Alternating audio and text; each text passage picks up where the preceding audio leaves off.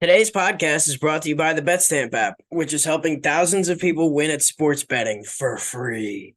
The same way travelers use Google Flights or Expedia to find the best prices, bettors can now use BetStamp to do the same. When you place a bet, the odds given by a sportsbook will determine how much you could possibly win. Even when betting on the same outcome, different sportsbooks will offer varying payouts, and these differences can be huge. Thankfully, BetStamp allows you to easily line shop for the most profitable odds across all sportsbooks.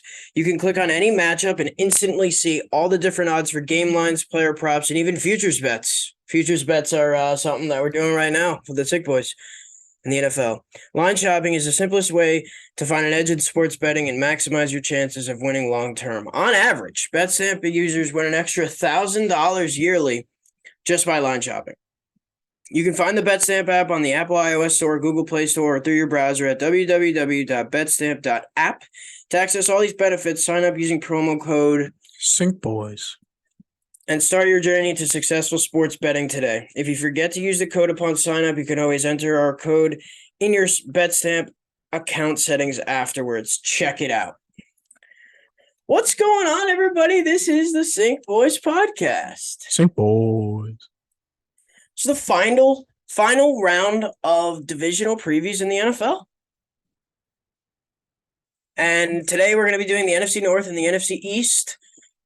And this is one of the biggest days of the year by far. I definitely won this round last year by a long shot. And I'm proud to say it and scream it from the mountaintops because I was laughed at, I was ridiculed, I was mocked. I was called delusional. I was called insane. And yet I was the one that was at least the closest to being right. So I was the closest by one game. Well, the edge that I also maintain is that I predicted that the Giants would make the playoffs and that they did. So anyway, we're going to go ahead. No, I think last year's prediction and you taking credit for it is just more examples of your lunacy. There it is. Yep. Unbelievable. Dude, your insane overestimation and optimism you're saying worked out for you because you were one game closer to predicting the record than I was. Yeah. Jack predicted 5-12 and sadness and despair. I predicted wins, happiness, forward momentum and movement, and playoffs. Who do you think was right? Well, you left out the part that you picked 5-12. I mean 12-5. And yeah, they did leave that out on purpose. They didn't get 10 wins. They didn't get 11 wins. They definitely didn't get 12 wins. They barely, some people would say, got 9 wins. So it was the missed field goal. That's why you're saying barely. You're, I'm happy that you're happy. Let's just say that. That's a first. All right. Well, we're going to start it off today with the NFC North. Jack, take it away. I'm still opening up my docs, but pleasantly surprised by this division. I knew it was going to be competitive, but like from what you did on the Lions, what just general outlook on the division. This is a general outlook on the division, I guess, but also a general outlook on the NFL and how teams kind of attack weaknesses in the offseason. I believe that if you have any inkling of success, especially when you have youth on your side, you should be attacking free agency and the draft, your most help needed areas, aggressively. And I don't feel like the Lions did. So I'm excited to see what you have on the other teams in this division. The Bears.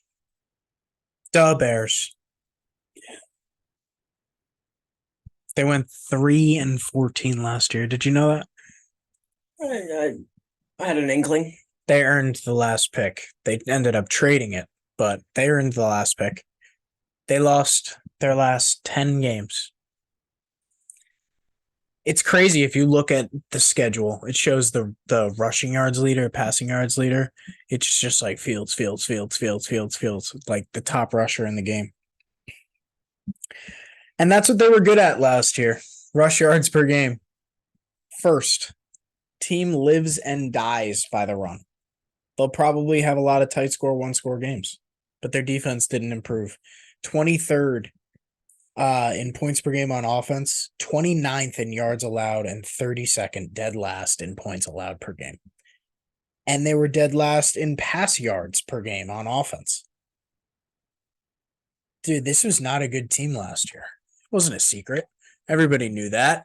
Everybody knew that they had a project in Justin Fields. Didn't really improve in the passing game, though, at all, at any point in the season. His highlights were all long runs, broken tackles. That New England game we've referenced like 5 times this offseason where he just couldn't score. And he just needed to run it in, and Pats just kept him out of the end zone at the end of the game. Yeah, whenever I think of what you just said, I think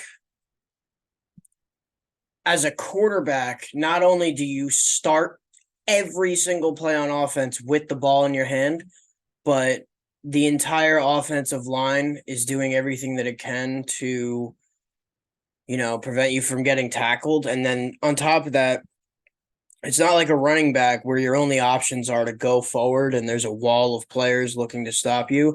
A quarterback has a wide range of like 20 to 25 yards on top of the sideline to sideline area to maneuver through. And when you have a guy like Justin Fields, who, their offensive line wasn't good in terms of pass protection, and you don't have the receivers down the field, and he's not that skilled in terms of reading defenses and throwing the football, all those things added up result in a quarterback that is going to be running around. And when that's the only thing that's working for them, why would the coach tell them to stop? So I just feel like it was a product of the environment, and I don't think that it's going to lead to any future successes in terms of their offense. Running for his life. Exactly. Do you think this year they experiment more with the pass game and they're just like, let's see what he can do? Kind of like unleash the beast. 25 picks might be a really big problem, but if they unleash the beast, Dude, Jameis Winston threw 30 picks in a season. yeah, when you said 25, I was like, are you serious right now, dude? But dude, that's obviously not worst. Out of the... No, but that's worst of the worst. That's worst case scenario. If he's just an absolute turnover machine. I don't think that they're going to pass it that much. I just think that they're going to try to make the best product of what they have and make it passable. I don't see Justin Fields turning into a top 10 passer in this league ever. And there's so much that goes into that. Adding DJ Moore is not solving that problem. It's helping, but it's not solving. The O-line thing is another issue that they probably helped but didn't solve. So, yeah, dude, it's at the end of the day, it comes down to who the player is and if he's able to accumulate those skills. And I don't know if you could do that with a snap of a finger with a guy like Justin Fields. I don't know. And to waterboard this topic and to actually talk about everything there is to talk about and finish this topic so we don't talk about Justin Fields for another 20 minutes.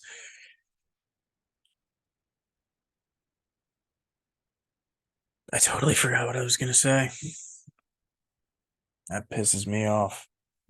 It's okay. We don't have to talk about Justin Fields anymore. We both know what he is, and I actually am done talking about it. I don't have anything more to say. But in terms of what do you got for the rest of the Bears team? Let's see what you got. Well, okay, that's kind of what I was going to go into is where is the proof? People are talking about creating this narrative. Justin Fields is an MVP sleeper candidate. I've heard on ESPN a couple times. This is not like a big report, but like the Bears are going to be good. Justin Fields is going to play amazing this year. He's going to have a Lamar-like season, take them to a lot of wins. Where is the proof? What has changed? Did they add a big offensive lineman? No, they added DJ Moore. I think that's it. I'm pretty sure that's it. From what I went through their depth chart and I went through their transaction history players. Where's the proof? Dude, I think it's one of those media hype trains that kind of got off the rails early, and now people are starting to buy into it based off of heinous arguments.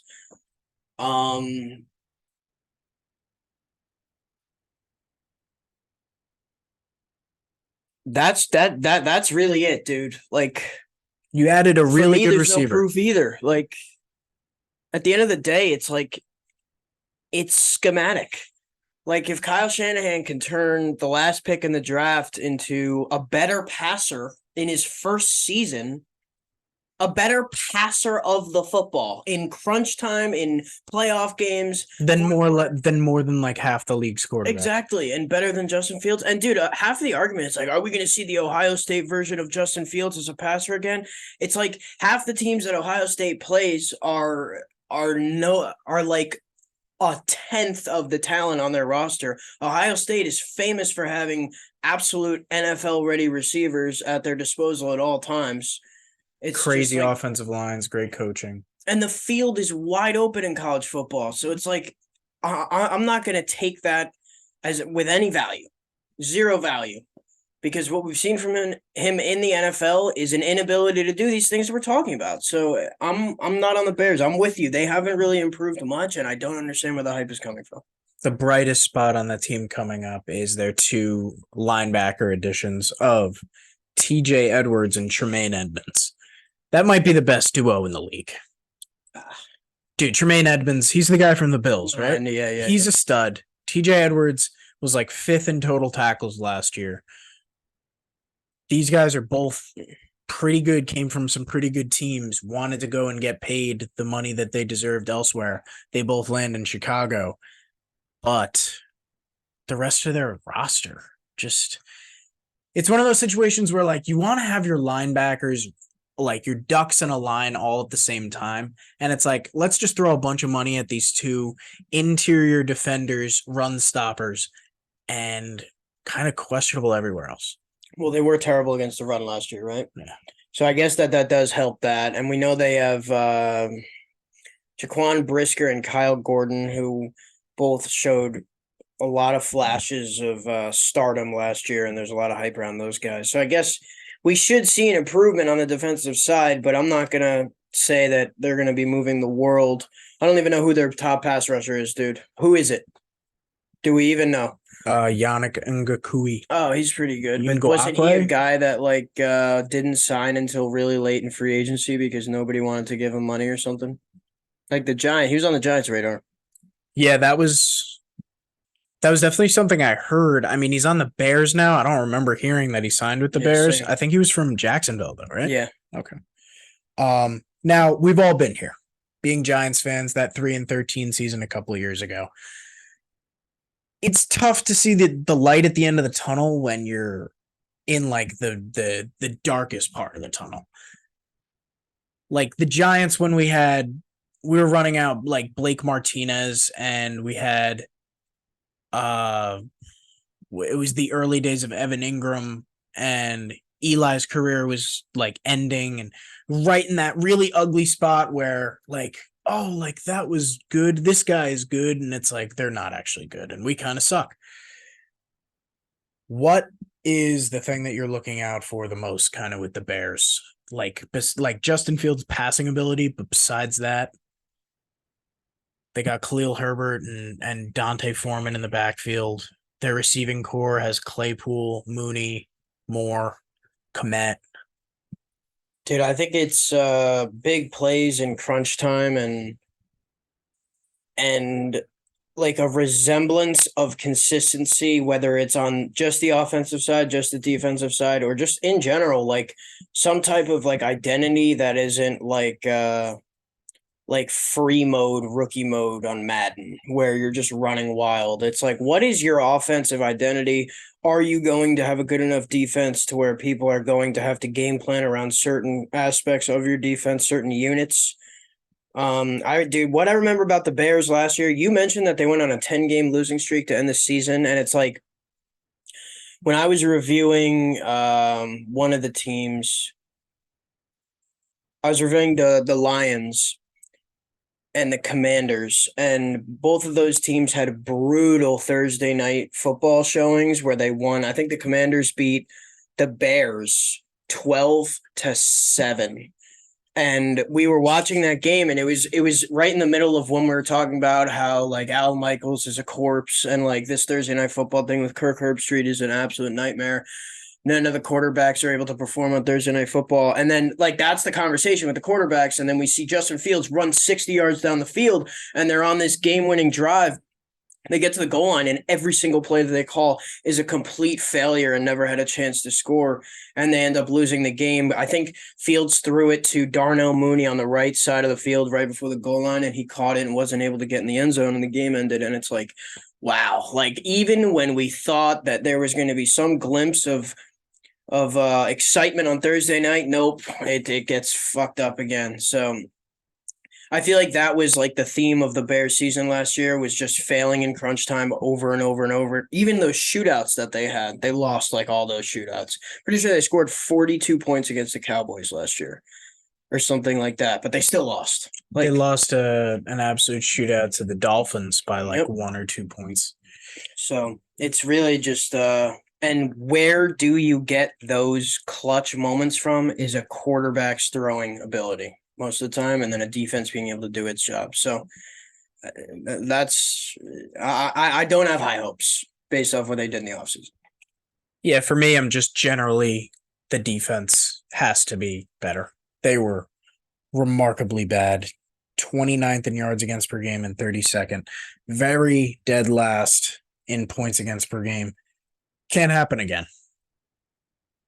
But if we're going to look over their schedule a little bit, let's do it. I did best case and worst case for every team that I analyzed on this episode.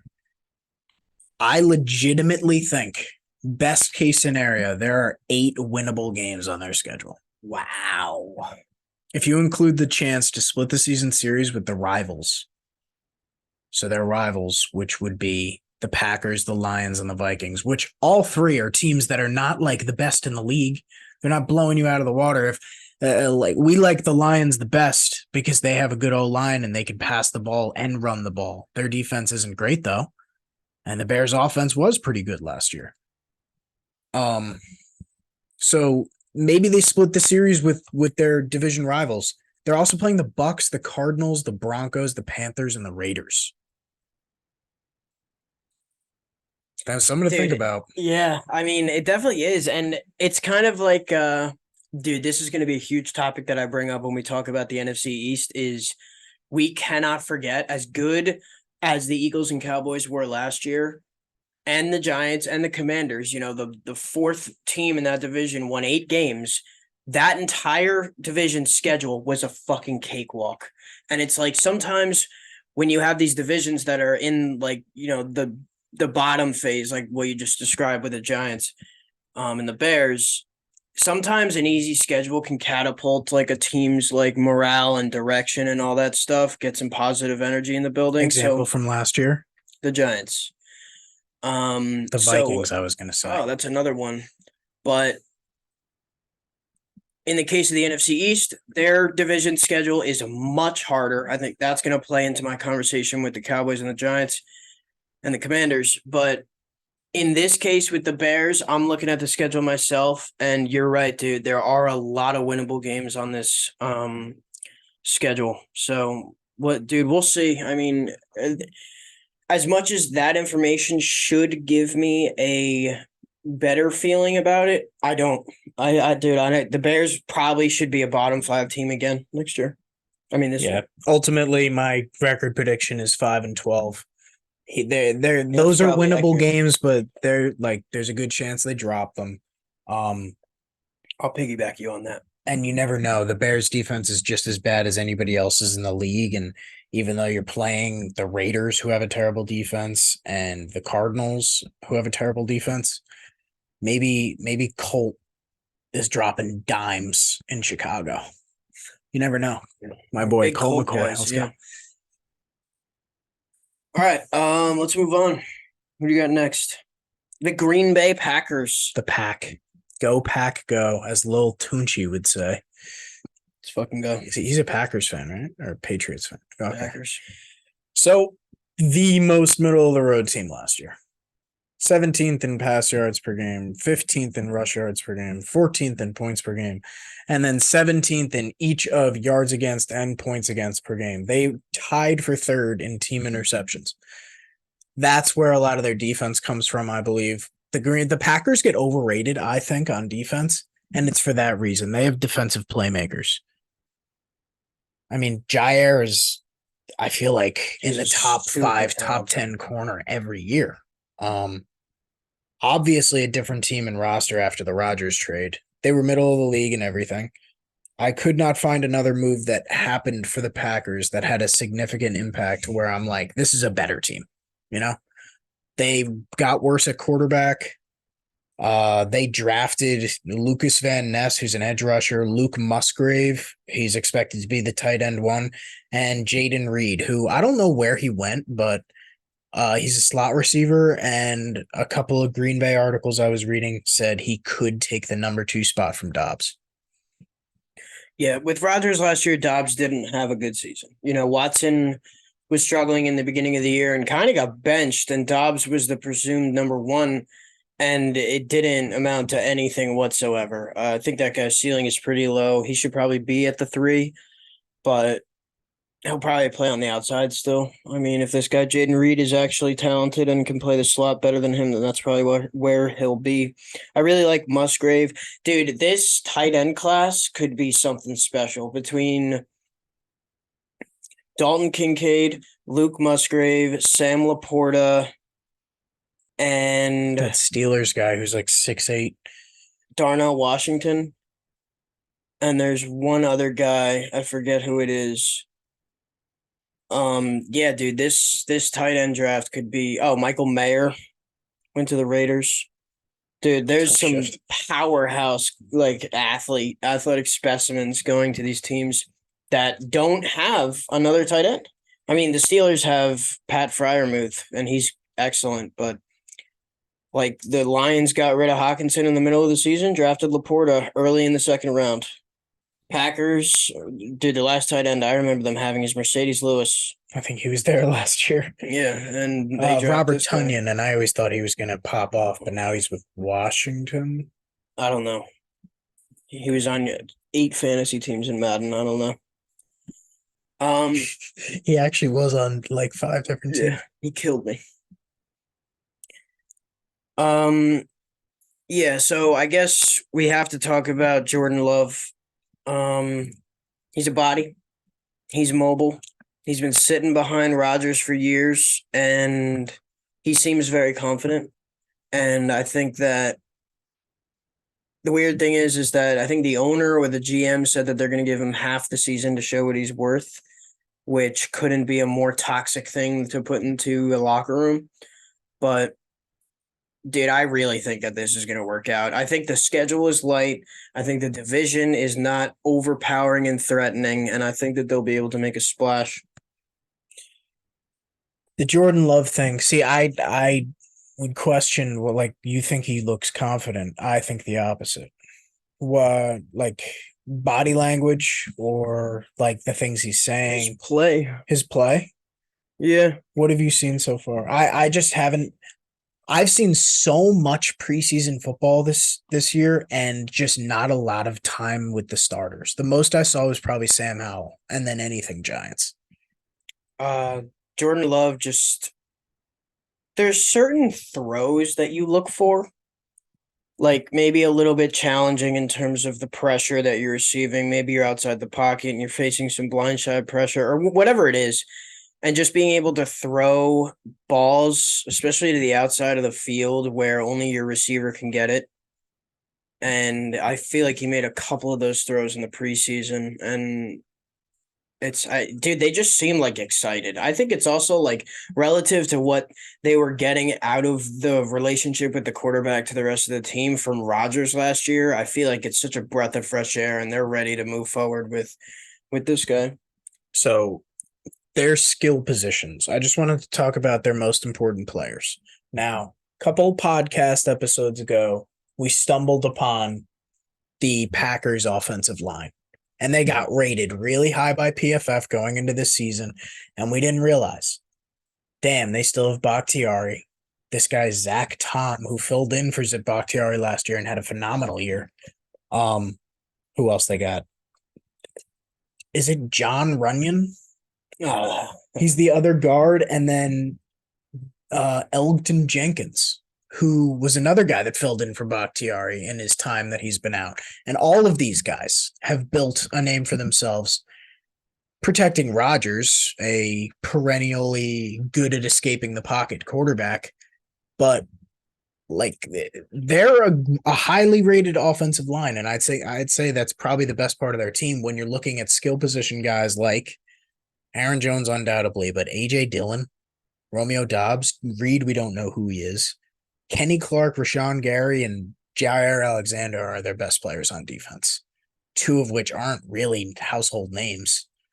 And you throw Christian Watson in as a guy we know is good, still not a whole lot of juice in that group. So one thing that I've always wondered with how offensive lines are graded by PFF or otherwise is how much does the snap to release time on average play into the grades for the offensive line? Because if you watch the Jets preseason game against the Giants this past weekend, you would see that Rodgers often gets rid of the ball in under a second. And it's like, what job is the offensive line doing at that point? You could have the center and Rodgers, like Dak and Zeke last year, on the field with no guards or tackles, and that throw can still be completed. There's no blocking necessary for a lot of the Rodgers plays. So I'm wondering how that factors into the grades that they got last year. But in terms of their star power, like you said, it's not deep. So I just think that this is like it's a bridge year. Yeah. And we're not expecting a lot. So whatever they do, it's probably going to exceed expectations. Yeah. I mean, Aaron Rodgers brings the intrigue after leaving, and then we're all wondering what happens after Aaron Rodgers leaves. It's funny if they do really good. It's like whatever if they're terrible. It's like we don't expect much, but they could be in between those things. We don't totally know. I say look out for a team that's ceiling is 8 or 9 wins, but their floor could be 4. They could be really bad. There's a good chance. I'll say their floor is 6. Their floor is 6. And I'll say they win 8 games, dude. I think they're pretty nestled into the missing the playoffs, but not being the worst team in the league. You think their floor is 6? Yeah. Okay. I have my prediction is 6 wins. Okay. Yeah, I might say 7. I don't know. Okay. I see a world where Jordan Love has some flashes, and being that they don't have the most talented roster, he won't have the same kind of playmakers that most QBs have at the start of their career. I mean, I feel like that's a pretty off the handle statement, but like at the same time, like I really don't think that receiver room is super deep, and Aaron Jones is a couple of years into his career, not the same running back that we saw on the super high projections list for fantasy every year. Maybe we see a breakout of Jaden Reed. Most likely see them losing close games. They played the Falcons, the Lions twice, the Steelers, the Giants, the Chiefs. Those are good teams with high expectations, in our estimation. All right, the Minnesota Vikings. Last year was, dude, there's 2 things here. One, they lost the playoff game to the Giants in the most high-pressure environment of the season, which was the playoffs, in a 1-score game. 1-score games throughout the regular season, I think they went 11-1. That is absolutely not sustainable. You absolutely will not have the same success in 1-score games, regardless of who the opponents are or who's on your team. That's never happened before. It's not going to happen again this season. So right off the bat, that information pulls me back 2 or 3 wins from what they had last year. But talk about what they added. I think that's perfectly reasonable. At the same time, I think I look at last year, and I just generally looking at the year that they had and what you just said, combined with like just natural regression, Mm. I think I would have taken like 4 or 5, maybe even 6 wins away. Wow. Dude, that is not a good quarterback. That is not a great roster. They were 31st in yards against per game and 30th in points against per game. Their defense was horrible. But they were 6th in passing and 8th in points per game. Their rushing was terrible, 28th. And that's why I think you get Alexander Madison in there instead of Dalvin Cook. What are you really missing? What are you gaining or losing? It seems like Cook was the entire engine last year, and Madison, I guess, was just an exact replacement when he was gone. There wasn't like multiple sources of rushing. And dude, the other thing is when you don't have a rushing quarterback, it separates you. It automatically brings you down 10 or 15 spots in those rankings. That's true. Like we know what Josh Allen and the Bills running back core was last year. Without Josh Allen, they are dead last. They are dead last. That's true. In a case where the Vikings are 28th, though, it's not like they're like 17th and they could be 10th. It's like they were bottom of the league at running the ball. Okay. They were. Alexander Madison, like we just said, replaces that Dalvin Cook void. Madison has always been able to do just as much, if not more, than Dalvin Cook was whenever he had to fill in. They lost Thielen, Cam Dantzler, and Dantzler? Cam Chancellor?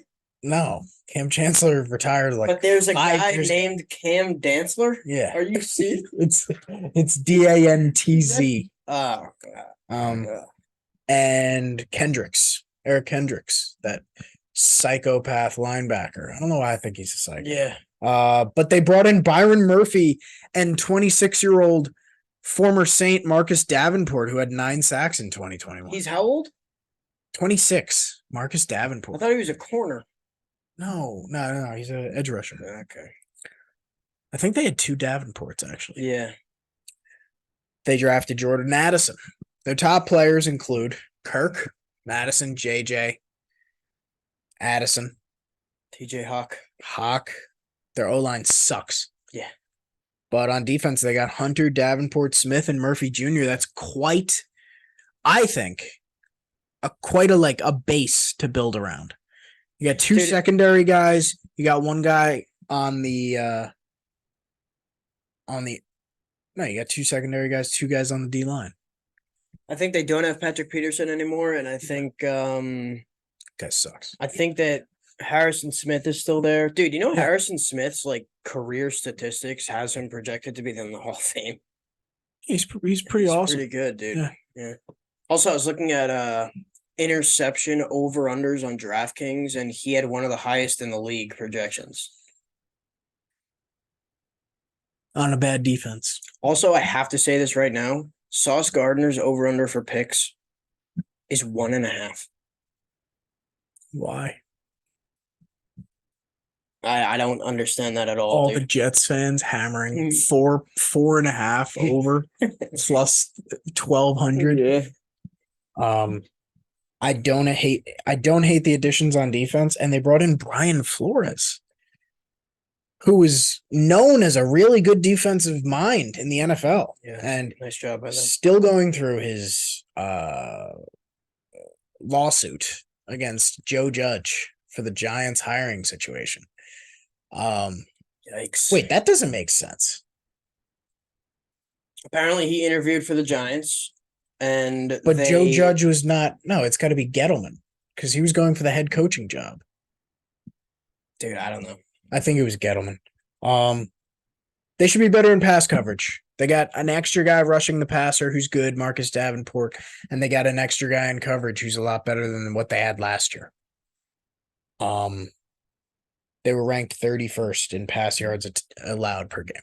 Yeah, the Giants proved, before the playoffs, the hype was about how if the Giants were going to be able to pass the ball and move the ball down the field against the Vikings defense, and DJ had 300 plus yards in the air and 100 yards rushing, right?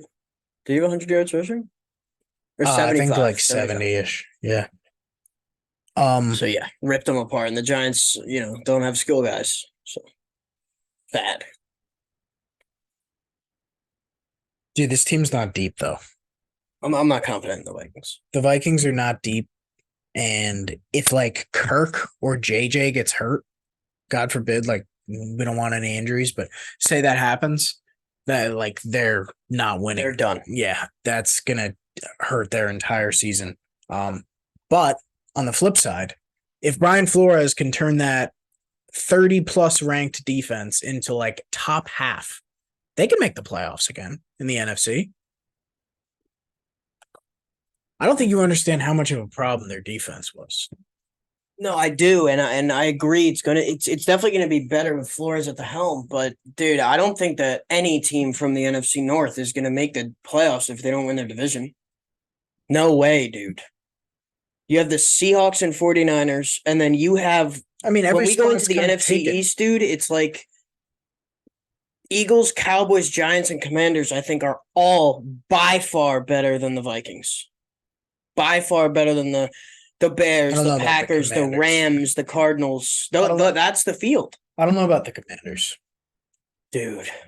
but I agree I with can't wait to get I to the agree with Commanders, pretty much dude. everything else. I know you're high on the Falcons too. It's like I don't think it's just a like wild card team's the coming out of that Giants, division. if the Giants and the Cowboys, assuming the Eagles win that division, if the Giants and the Cowboys both make the playoffs, obviously that only leaves one spot for the Seahawks, the Commanders. Falcons, the Commanders, and then I guess like at the bottom of that list is Vikings, assuming the Lions win.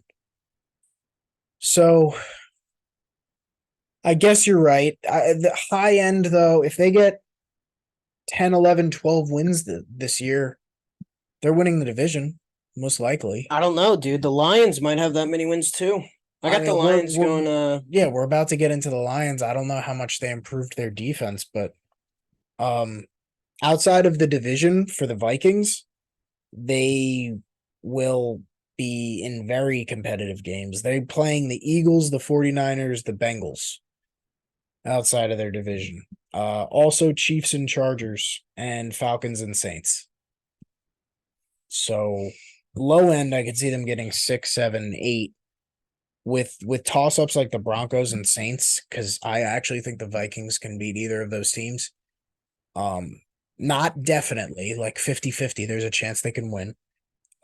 They may be able to steal one from the Lions. They can maybe get 9 wins this year. I have them 9-8. I think their offense is a force to be reckoned with. Especially adding Addison into the mix. But yeah, I'll take 8-9, 9-8.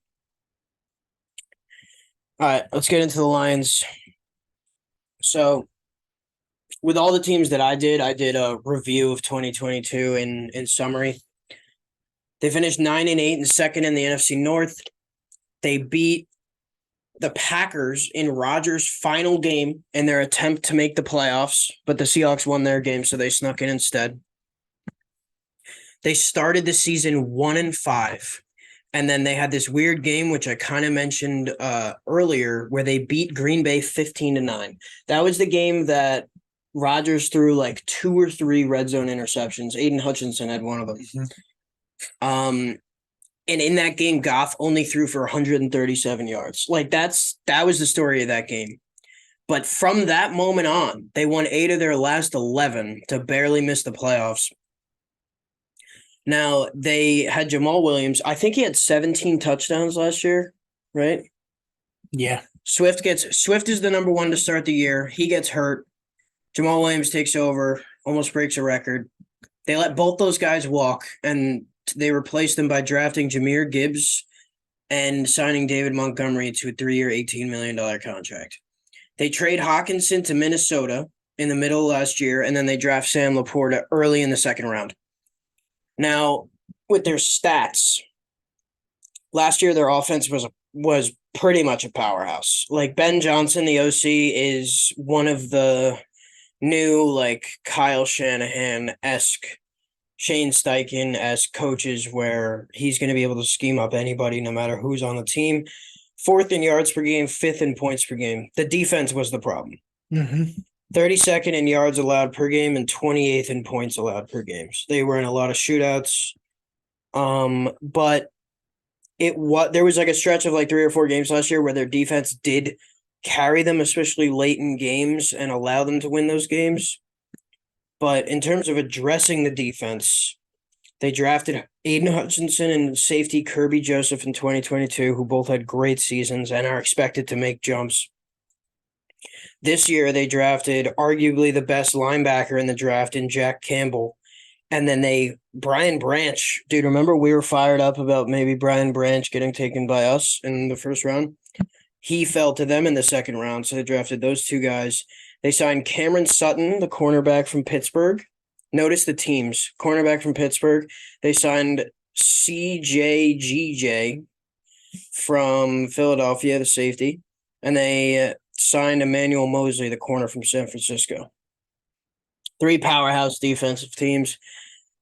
So they addressed every position on the defense, and they retained their DC. Oh, God. Giants camp star and rising undrafted free agent suffers torn ACL. Bryce Ford Wheaton. Damn it. Yeah, he was just about to make the team. They just cut somebody else.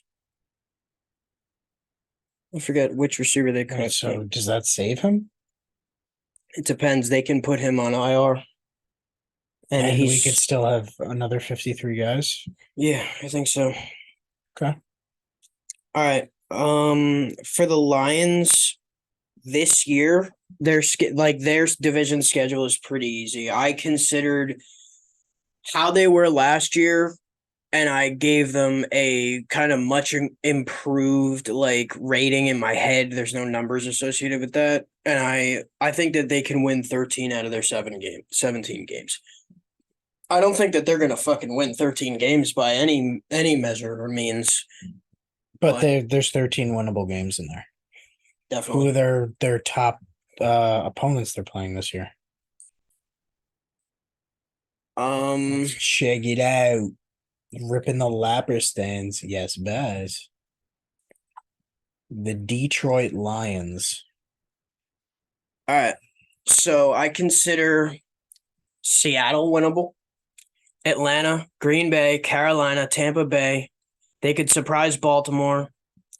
Vegas, if the Chargers defense is bad and the Lions offense is what it was last year, they could win that game. Chicago, Green Bay, New Orleans, Chicago again, Denver, who knows what they're going to be like, Minnesota twice at the end of the year. That's a lot of games that they can win. And Dan Campbell seems to have the boys absolutely fired up and buzzing over there. They got Ben Johnson as their OC. A lot of continuity on the offensive side, except for the running backs. What do you think?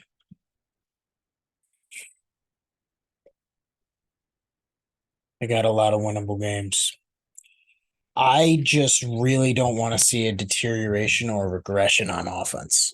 I want their O-line to stay strong. I want their run game to stay strong. I want Jared Goff to work. For some reason, it didn't work with the Rams, and I wasn't a big Goff fan there, but it didn't seem like it was really his fault.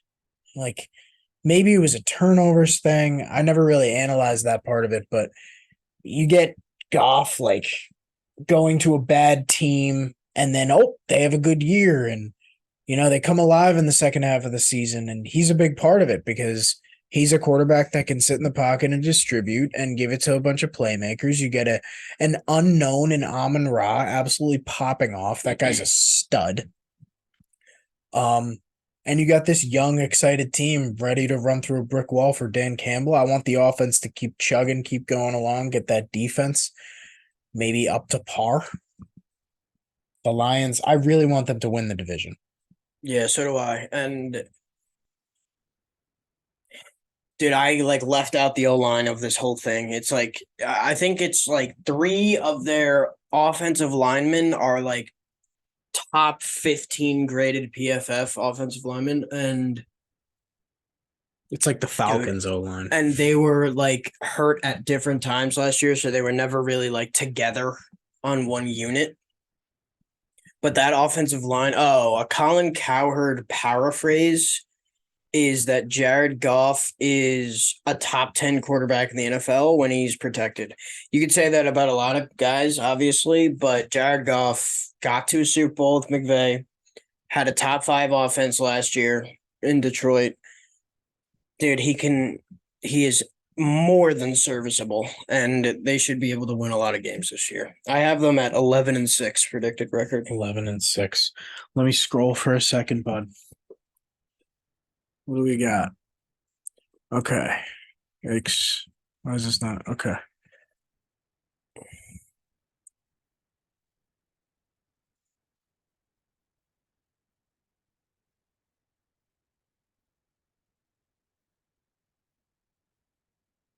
Okay, I'm gonna go 10-7. I wonder what was going through your head right there. It's just Dude, looking look, at schedule. teams that I know they could beat, and then I know they'll probably split in their division. Like the Vikings might take one from them, but there's always that one or two surprise games where it's like either it doesn't go their way or it does go their way. And I think they have a bunch of teams this year that they're playing against, like the Chargers. That's going to be a friggin' awesome game. Atlanta, the two rising young teams in the NFC. That's going to be a lot of fun. And then Kansas City, I mean, it's going to open up the season. The line is already, 5? Kansas City's at home. You're playing at Arrowhead. It's going to be tough to get off on the right foot, but, nobody's unbeatable. Dude, it's crazy. If you go through the ticket prices for these different games, it's like some of their higher profile games, like at Baltimore, tickets are $65 a piece, lowest. Chargers, $40. The Saints, which should be a nice game, $42. But then their divisional matchups are upwards of $150, $200. Opening day against the Chiefs is $250. It's just it's interesting to see where that whole thing goes. Well, it's also prime time too. What, the Chiefs game? Yeah, that and the ESPN one against they're playing the Raiders, and you can get tickets at $170. It's like Lions Raiders. Are we serious? Yeah, who the fuck is going to that game? Prime Video against the Packers. They're in Green Bay, but it's $150. Chargers midday, $40. I can't believe that. Oh, they're playing You're going Thanksgiving. You're going to SoFi, Yeah, dude. and it's $40. What the hell's so going weird. on? Well, they don't have fans. True. The Lions, True. even though they haven't been to the playoffs in 30 years. Have diehards. You gotta Yeah, love it, you gotta dude. respect Oh it. my God. You can't have shit in Crazy. Detroit. Guy's missing his front steps. Somebody stole his front steps. It's super sad. Yeah, I'm sorry. All right. So that rounds out the NFC North. I got the Lions winning at 11-6. I got the Vikings in second at 9-8. I got and missing the playoffs. Got the Packers at 7-10, and I got the Bears at 5-12. I got the Bears at 5-12. I got the Packers at 6-11. I got the Vikings, same as you, 9-8. And the Lions would have wished for better, but glancing at the schedule, they got a little bit of a tougher one than I expected. 10-7, but they win the division. They're in the playoffs, and Jared Goff is slinging the rock in the Motor City, bud. Now, I think we start with the NFC East. We do Commanders first. I'm fired up. Buzzing. All right, Commanders. 2022 recap. They start 1-4 with Wentz. Guy He gets can't do ran out of anything town. right. Yeah. They win week 6, 12-7 against the Bears in that brutal Thursday night we already talked about. Heineke, that's with Wentz. Heineke takes over in week 7. They win 5 of their next 6. Now, the story there is like, oh, Heineke turned the team around. Those wins were brutal teams. He got lucky with that. They tie the Giants. They go on the bye week. Then they lose to the Giants. Then they lose to San Francisco and Cleveland back-to-back. And they get knocked out of the playoffs. So because of that, Sam Howell starts week 18 the defense is revived and all buzzing and all that shit. They fucking destroyed Dallas. Okay. Dude, what are you gonna say? It was a meaningless game? Was it? Did you look it up? The starters started for Dallas. Yeah, they started. I watched the highlights. I watched the highlights for that game. Dak was terrible in that game. Well, and dude, he threw like 2 picks in the first 3 drives. One of them was a pick 6. We're in agreement that Dak sucks. So what are we talking about? The fact that just because Dak played doesn't mean that everybody played the whole game. Actually, that would be a good inference. Yeah. Dude, they did. The starters played because they didn't want to bench them going in. They didn't want like a bye. Dude, I don't fucking know. What, they didn't want to go into the next week cold? They wanted to keep the reps that they were going to get leading into the following week. I get that. But at the same time, were they going to gain or lose anything by starting that game? I don't think they were, dude. They finished 12-5. They were the first wild card spot. Who was the 6th seed last year? The Seahawks. Giants. The Seahawks. No, because the Seahawks. The Giants. Yeah, so they were 3 games up on the Giants. They was a completely meaningless game. Actually, no, I think that they had to play their starters because the Eagles were playing. Yeah, because the Eagles dropped too many games. It was like the Steelers when they went 11-0 to start, and it's like, are the Eagles going to have an undefeated season? It's like, oh well, they dropped 1 against the Redskins in that one game where it was like, that was weird. Let's just keep fumbling. Oh yeah, Dallas Goedert and Quez Watkins down the field. And then they lost a couple more, and it was like, are they going to stick? Are they going to get the 1 seed in the NFC? We're like, this is a toss up. So I think they had to. I actually do remember that. Yeah, I think Washington fucking destroyed. Yeah, Washington. They looked good, and that's why we were like, damn. Like, so, I think we didn't talk about it, but we were kind of like, I mean, I can't speak for you, but I was like, Sam Howell wasn't that bad. I think that we weren't going to look into it because I assumed that they were going to re-sign Heineke or draft somebody. I think that the Sam Howell play was like, all right, here's our 3rd string quarterback. Let's just give him a game to play. And Howell didn't start off that game good, but he looked fantastic the rest of the game, dude. Running all over the field, making throws. They won 26-6. The defense was obviously the story, but whatever. Let me move on. Before we keep going, really quick.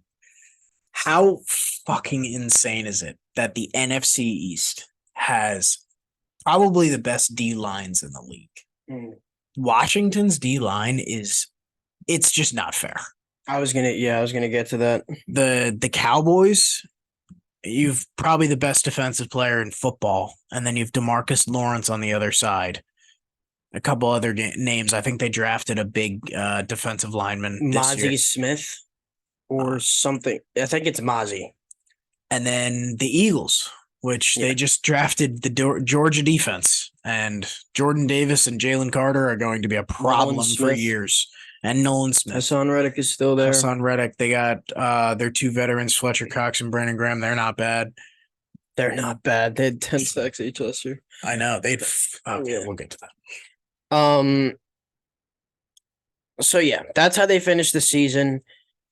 Their defensive statistics, 3rd in total yards a game. This is last year. Without Chase Young. Chase Young, I think, missed 14 games last year, maybe more. 3rd in total yards allowed, 7th in points allowed per game, 12th in sacks without Chase Young, and 9th in red zone defense. Their offensive stats, I didn't even bother to look at because they had 3 different starting quarterbacks throughout the year, and we know that they weren't that good. All right, so 2023. They cut Wentz. Taylor Heineke signs with the Falcons. They signed Jacoby Brissett, but immediately named Sam Howell as the starter. Their defensive line, the players. They have Chase Young and Montez Sweat on the outsides. Chase Young is a guy that can go get you 16 sacks in a year. I think Sweat had like 12 last year or something like that. And then on the inside, they re-signed Daron Payne, and they have Jonathan Allen. All those guys are like game wreckers. Dude, that is going to be a fucking problem. And their problem for the past couple of years is just can't get them all on the field at the same time. I think Chase Young's making his comeback season, and I think the rest of them are just going to do unbelievable. So for their secondary, they have this guy named Cameron Curl. Didn't know who he was until this moment. Finished 2nd overall in PFF rating for safeties. Their cornerback, Kendall Fuller, finished 15th overall for cornerbacks. They draft Emmanuel Forbes, 16th overall. And then in the second round, they take this guy named Jartavius Martin, 47th overall.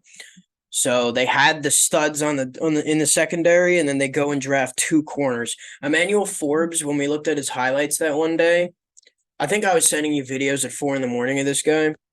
Dude, when he picks the ball off, which he does often, it looks like he's 25 in the prime of his athletic career, like life, playing against 10-year-old boys. Wow, 10-year-old kids. And dude, he's running around and he's not trying. He had like 5 pick sixes last year. Like, this guy's a fucking playmaker. And might be a return man, you're saying? Yeah, possibly. So that is the defense. The offense, Sam Howell, obviously, like I said, starting quarterback. I don't know how much you're going to take this for. I put his stats for the 2 preseason games that he appeared in. 9 for 12 for 77 yards and a touchdown against Cleveland with a 119 passer rating. 19 for 25, 188, and 2 touchdowns against Baltimore with a 123 passer rating. No picks? No picks. No fumbles, only sacked once in 2 games. That's really good. And then obviously a huge headline for the Commanders in the offseason was signing Eric Bieniemy as their OC. Which somehow garnered some negative news with the He's a grump. Bieniemy's mean. Yeah. Damn. Yeah. With that receiver room, they should just be bowing down and say, turn me into Tyreek Hill. Turn me into Travis Kelce. Who's their tight end? Logan Thomas. Okay. It's whatever. Mid. But they got Dotson, McLaurin, Curtis Samuel has wheels. Those guys are all great playmakers. Bunch of guys that are going to catch the ball, get yak. Sam Howell going to make plays with his legs. I'm calling the Brian Robinson Jr. breakout season. I think he goes over 1,200 yards. He's going to be a stud. No bullet holes in the body in this offseason, so he should be much better. All right, so my summarization of the Commanders. Team has a ton of momentum and seems to be fully behind Sam Howell, who's a young mobile quarterback with a big, accurate arm. Seems like a gamer. That's like what I'm on the Sam Howell train, boys. I'm on the Commanders train. I am not at all looking at the schedule for the Giants and saying that that's a win like it was last year. This is a much better team than we think it is, and I think that they're going to be a powerhouse. Bieniemy has coached Patrick Mahomes for years, and no doubt he's going to be brushing off some of that influence onto Sam Howell and making him as good as possible. And the defense did everything that it did last year with Chase Young. Without Chase Young, and they get him back, and he's like a top 5 defensive player in the league, borderline. Dude, what are we talking about here? Offensive line. That's my question. What do you got for me?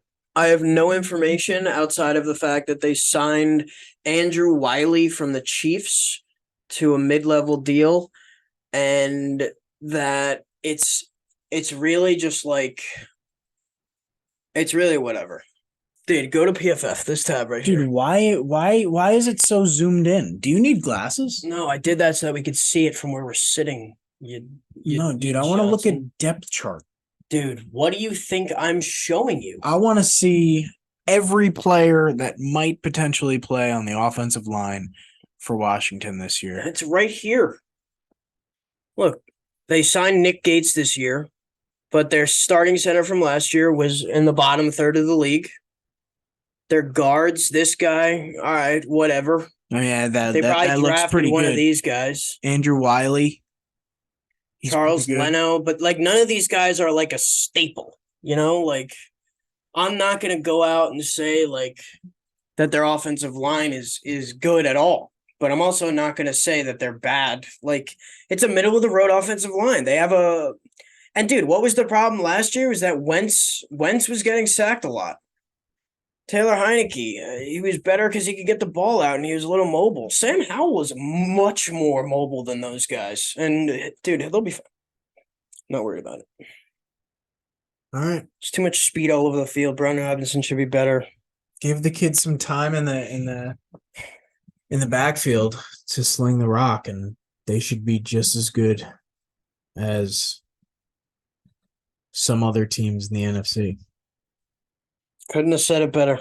I mean, that's obviously super vague, but I think the Giants are better than them. So, fourth in the NFC East. That's where you're putting them? Yeah. All right. I know you're on the train, but this team's very young, too. I got them at... And Ron Rivera's still the head coach. Dude, come on. Dude, one thing... I know you're looking at it from like a serious perspective, and sometimes you like to be the contrarian. I'm being the contrarian in this situation, but agree with me. Ron Rivera is a bad head coach. Okay. Yes?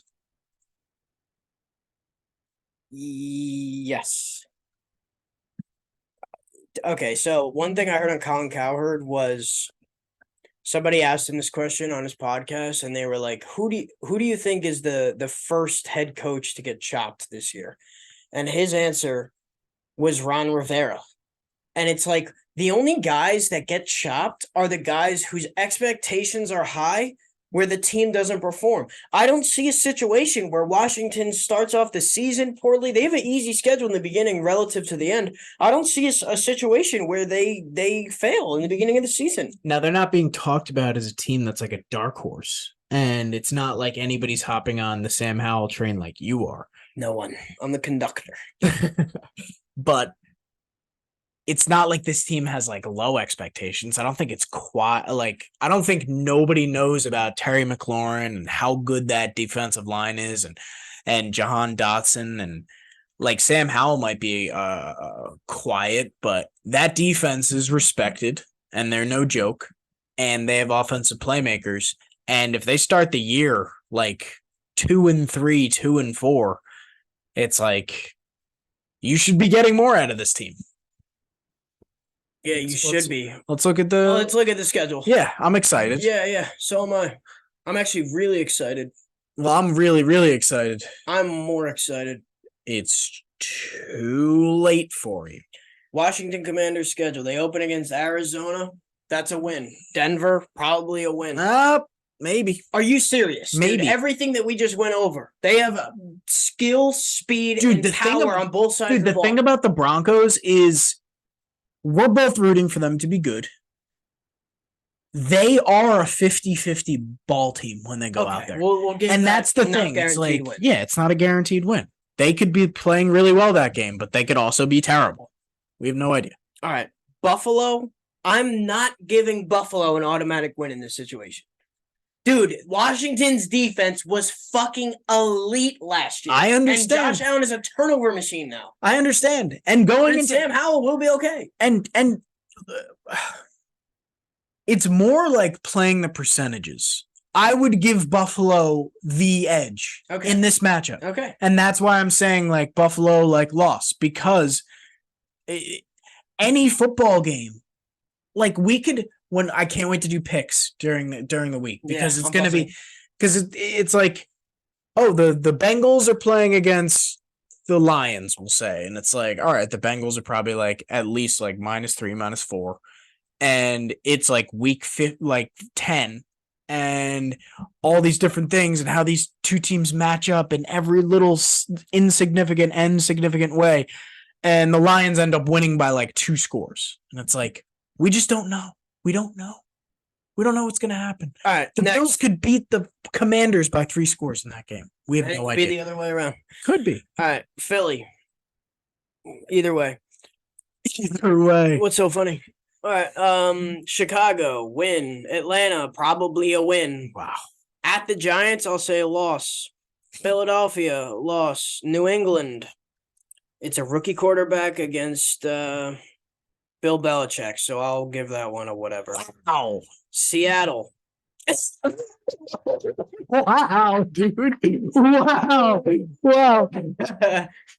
I can't just let that go, dude. Belichick's winning record against that is like an 85% clip. I know. But some of the teams that you've gone through and said, Dude, the Bills have a lot of holes. Who knows what Philly's going to be this year? They could have all the talent in the world. They're still older. I understand they drafted a bunch of young guys in the older aspects of their team, but it's like, dude, it's not a given. They got rid of two. They lost two coordinators. Oh, I can't wait to get into it. Yeah. All right. The Falcons also, I can't believe you're just flipping on them. You think the Commanders are that good? That's Dude, insane. Atlanta has a shit ton of holes. I don't know where the holes are in the Washington team. Yeah, their offensive line. Wow. And maybe I'm wrong about Brian Robinson. So yeah, you tried to overlook Buffalo. The Denver game you tried to totally overlook. You said that the Washington wins the first game against the Eagles. You said they probably beat the Falcons, which I disagree with. They definitely lose to the Giants. I think New England has a chance against them, but I think Washington might beat them. They lose to Seattle. They lose to Dallas. They lose to the Giants. They lose to the Dolphins. San Fran, I think they lose to the Jets. You think they're going to lose to the Jets? Yeah. With that O-line and the defense that we just got in our hands and knees and said, oh my God, we can't believe how good these guys are. You really think that that's going to go like that, dude? We don't know what Sam Howell is, and the Jets. That's the most important. That's the most important position in the league. All right, dude. The win share of a quarterback.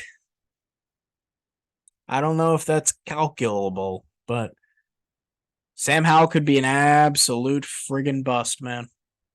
Could be. Just like Brock, dude. Just like Brock. I was thinking about this the other day. He's letting it fly in the preseason. Yeah, he has a bunch of picks in practice, but the preseason games, he hasn't looked so hot. He hasn't looked so great. And how hard do you think it is mentally I went 7-0 last year. Why can't I just come in and do this again? No one's saying that he isn't going to do that. I'm saying there's a chance that he doesn't do that. Dude, it's really frustrating, having takes and stuff like that. And then you saying there's a chance it could go the other way. There's always a chance in every situation ever in the history of mankind that it can go the other way. But what I'm saying is I think this is how it's going to go. That's why we're doing this.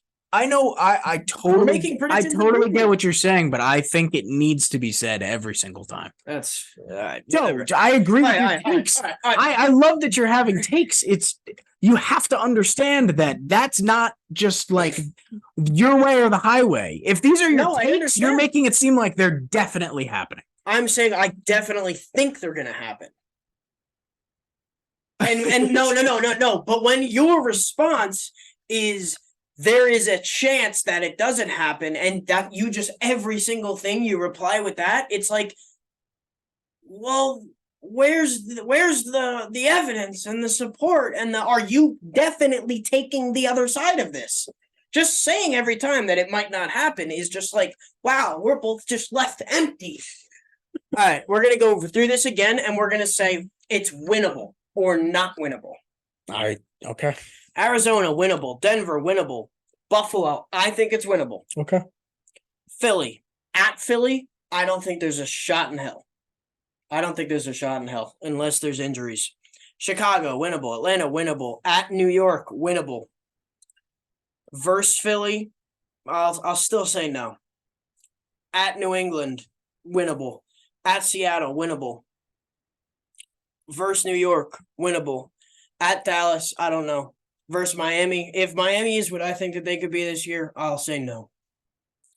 At the Rams, winnable. At the Jets, winnable. Versus San Francisco, I think San Francisco was plus 173 in point differential last year. That means the average win, they had 13 wins, is like 12 points every game. They had 16 or so points allowed per game. Dude, that team is unbelievable. And then at Dallas, my point is they have like 12 to 14 games that are winnable this year. And based off everything that I just went through with their roster and their coaching, 10-7. I have them at 10-7. I like your presentation. If I'm going to do a high end and low end like I did for the teams that I prepared for, really fast. High end,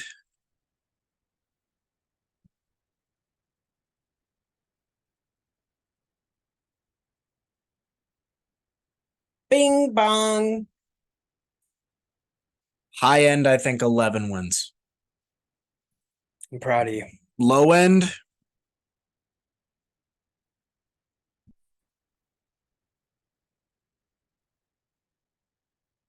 I think the only way they get to their low end is injuries.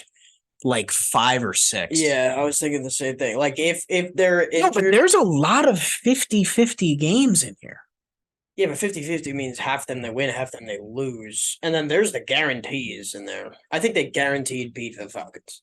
I think they guaranteed beat the Falcons. Bears. Really? Yeah. Okay. I think the only guarantees that they have to win are Arizona and the Rams. And you might have me with the Jets, but there's 3 games that I think that they have a chance. I mean, that there's no chance for the other team. 3 teams, 3 games. The rest of these, like, dude, they could easily lose to the Seahawks, the Falcons, the Patriots. Like, that's a pretty even matchup. They might have the edge on defensive line, but, the Patriots have a good defense. Seattle got a better defense in the passing category. The Jets have a good defense. Do they? I think they do. They don't have the pass rush. I mean, they should. The Seattle should have. I thought you just said the Jets. I thought we were talking about the Jets. Oh yeah, the Jets are apparently have a bunch of guys this year. Yeah, no, Jermaine Johnson. No, I'm not going to go out of my way and say the Seahawks have a good defense. They have Tariq Woolen that I'm fired up about, and Boye Mafe. Bobby Wagner, Jamal Adams. Jamal Adams. I think he just got activated off the pop. Good for him. All right, let's move on. All right, that was the first team in the NFC East. Oh, there's going to be arguing. Let me do the Eagles. Fine. I'm going to go back and forth here. 9th in pass yards per game, 5th in rush yards per game. As much as 3rd in points per game. As much as the offensive line was touted as like the best in the league, and I still think that they were. Expected better than 5th in rush yards per game, and definitely surprised that they were behind the Giants. DJ, who finished with like 50 less rushing yards than Jalen Hurts and like 5 less touchdowns. Yeah, DJ didn't have as many goal line 1-yard runs. Yeah. 2nd in yards against per game for defense. 8th in points allowed. +8. That's it in the turnover differential. I thought it'd be a lot higher. Yeah, that's way lower than I thought. Key losses. Javon Hargrave went to the 49ers. The strong get stronger. He's just going to be replaced by Jordan Davis and Jalen Carter, in my opinion. Yeah, Howie Roseman's a fucking genius. It's way too simple to just, let me simplify it here and just say like -1, +1, that he's going to be just as good as Javon Hargrave, who is a 1-time Pro Bowler. Damn. So they kept Kelsey, Lane Johnson, Brandon Graham, re-signed Jalen Hurts, who is the 3rd highest paid per year player and 5th in total guarantees. They drafted 3 Georgia defensive studs, Jalen Carter, Nolan Smith, Kelly Ringo. Replaced Miles Sanders with Swift and Penny. Improved. To me, the strengths of the team did not change. I agree. They lost Sue Mallow on the offensive line. Defense, they lost those 2 linebackers. Kaiser White, I'm including in that. He finished 2nd in tackles on the Eagles. And obviously TJ Edwards, middle linebacker. And Javon Hargrave, who was pretty awesome this year. He had another guy that had 10+ sacks. But the strengths of their team didn't change. As big of a deal as the linebacker losses, they got Nakobe Dean. I think that guy's going to fill in apparently that just guy's fine. had a brutal camp. Really? I heard that once, never heard it again. Don't quote me on that.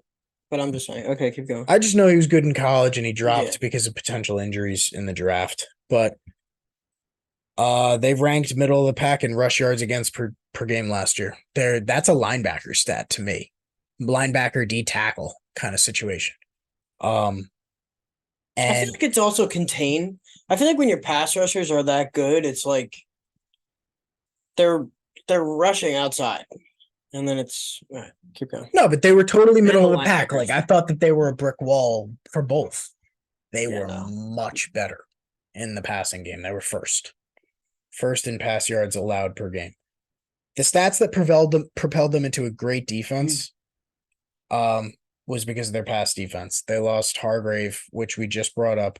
But Jordan Davis, Jalen Carter, I think they'll be fine there. They had 4 players with 11 plus sacks last year and 70 as a team. That's in the pass game. It's insane, dude.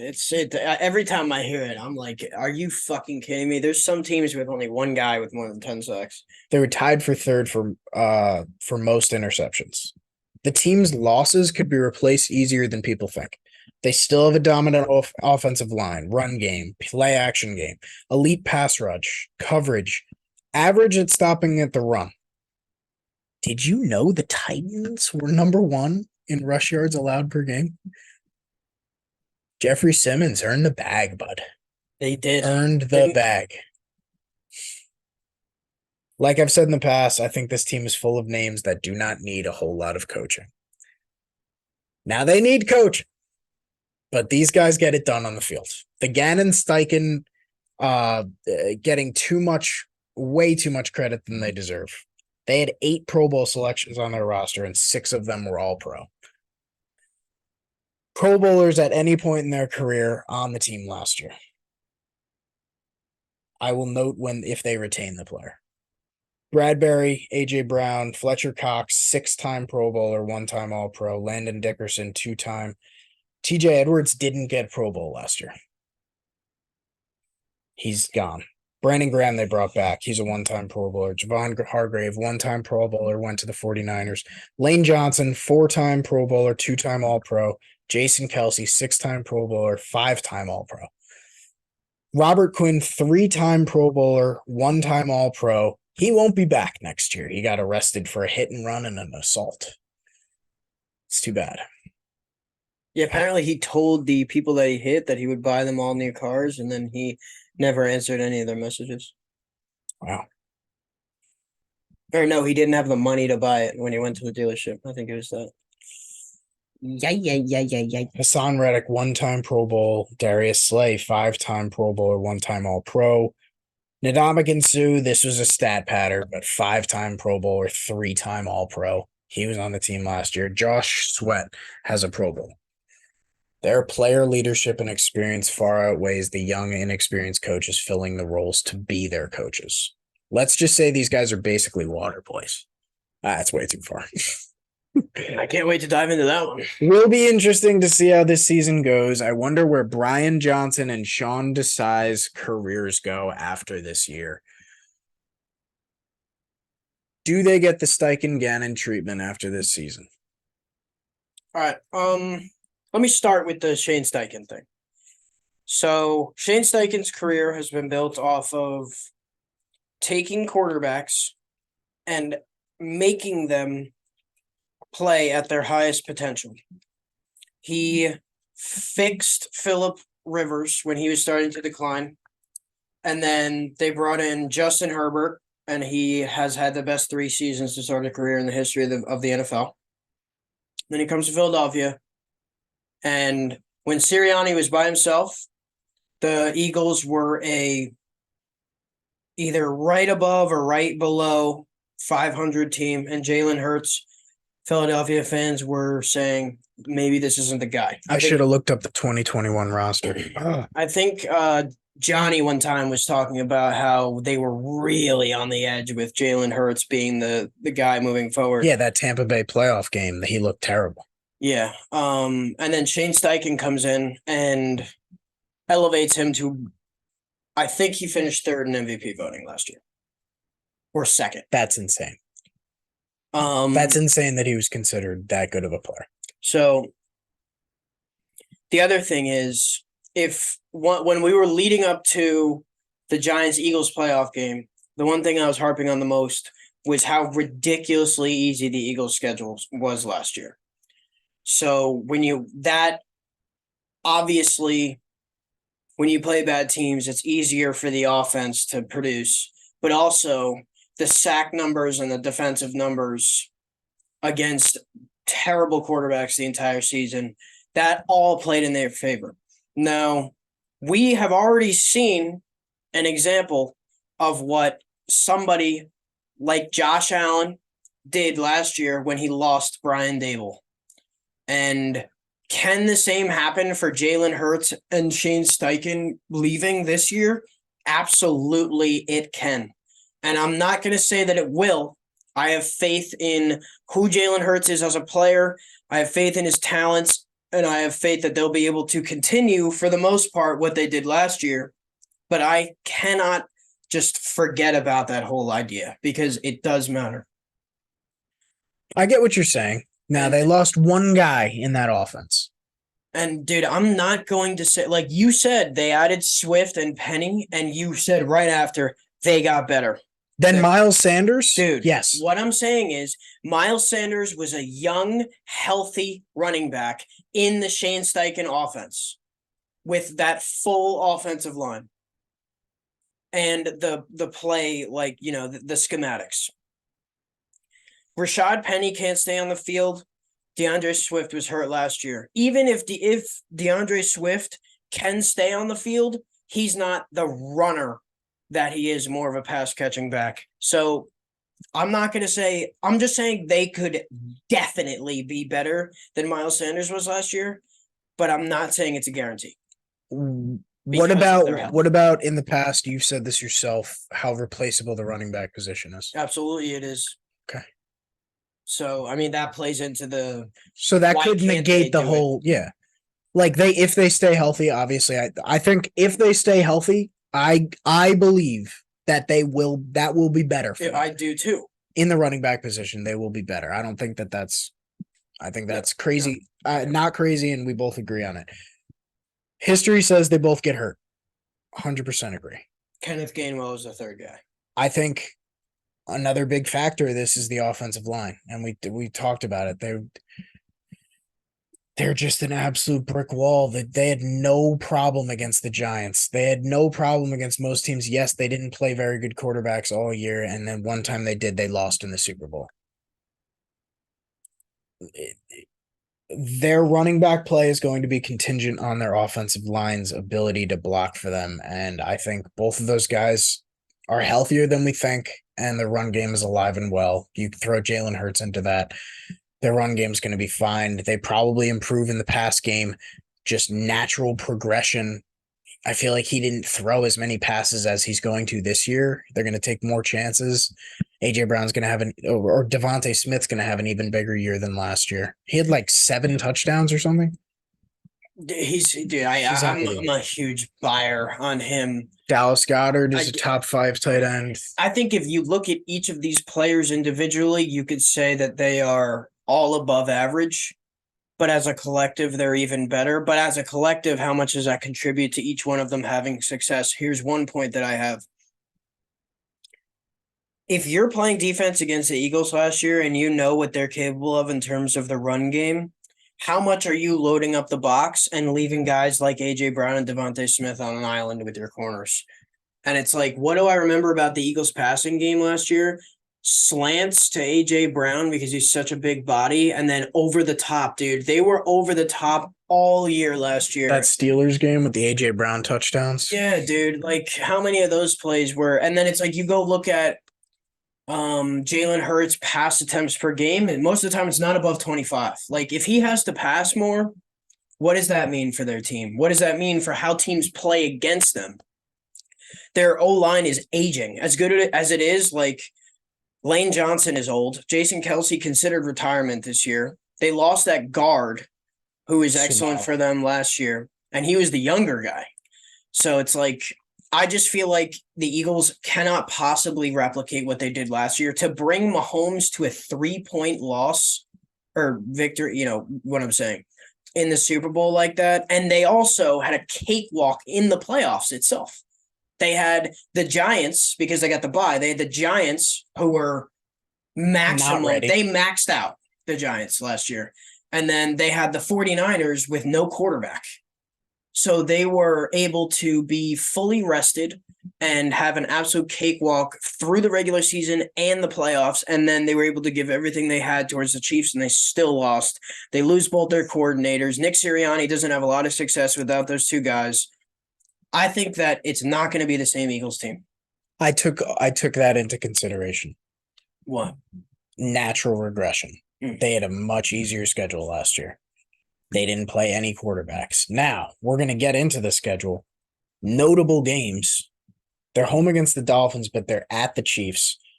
They're home against the Bills and 49ers. Really good teams. You throw in the Giants and the Cowboys. They give them trouble. And even Washington, we just talked about. I didn't even consider them when doing this because you were going to break them down. All three of those teams can give them trouble, but I still think worst case it's 10 wins.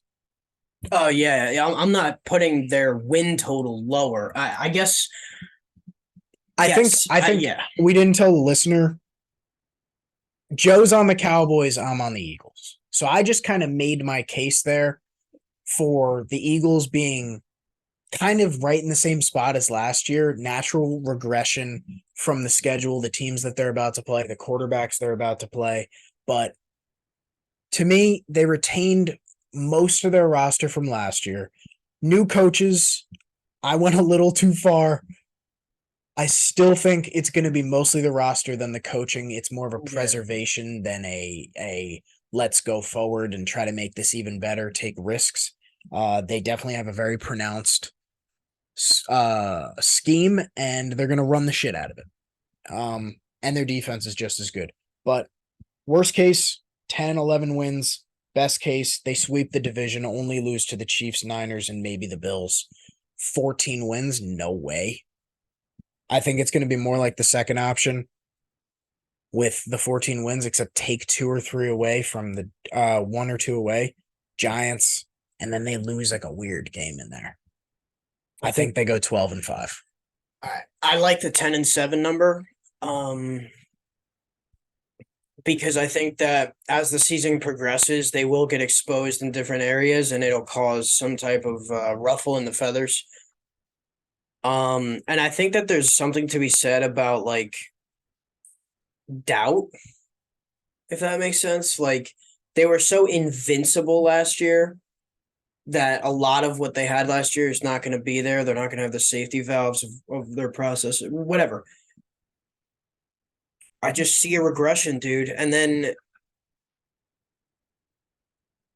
dude, I just think that the NFC East is wide open. Wide open. Like, I'm extremely high on the Commanders. Of course, I'm high on the Giants.